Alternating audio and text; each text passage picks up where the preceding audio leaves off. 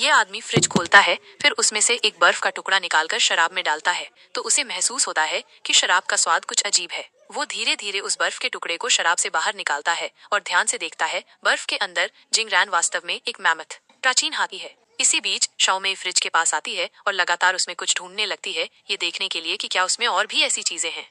Oh shit, oh shit. Fridge के अंदर जिंगरान वास्तव में एक पूरा सभ्यता का संसार है और बहुत सारे छोटे छोटे लोग उसमें सक्रिय हैं। लगता है कि वो दुनिया अब मध्यकालीन युग मिडिवल एज में पहुंच चुकी है। दोनों इस सूक्ष्म माइक्रो दुनिया को देखकर बहुत जिज्ञासु हो जाते हैं। जब शाओ शुआई मैमथ की दफन क्रिया पूरी कर लेता है तो जिज्ञासा के चलते दोनों दोबारा उसे देखने का निर्णय लेते हैं। लेकिन जैसे ही वे फ्रिज खोलते हैं, मिडिवल पीरियड एकदम से 18वीं सदी की इंडस्ट्रियलाइजेशन औद्योगिकरण में बदल जाता है। गगनचुंबी इमारतें तेजी से खड़ी होने लगती हैं और 1 मिनट के अंदर फ्रिज के अंदर की दुनिया आधुनिक युग में बदल जाती है। दोनों यह सब देखकर चकित रह जाते हैं और उन्हें लगता है मानो वे खुद ही भगवान हों। तभी एक बम अचानक गिरता है। शाओ शुआई 10 मीटर दूर जाकर गिरता है और उसका चेहरा विस्फोट की तेज रोशनी से जल जाता है। वे युद्ध का सामना करते हैं। फ्रिज के अंदर एक मशरूम क्लाउड परमाणु बम का धुआं देखकर शाओमेई को बहुत दुख होता है और वो फ्रिज का दरवाजा बंद कर देती है। लेकिन शाओ शुआई अपनी जिज्ञासा रोक नहीं पाता और फ्रिज खोल देता है। शुक्र है कि वे युद्ध को पार कर चुके होते हैं और फ्रिज की दुनिया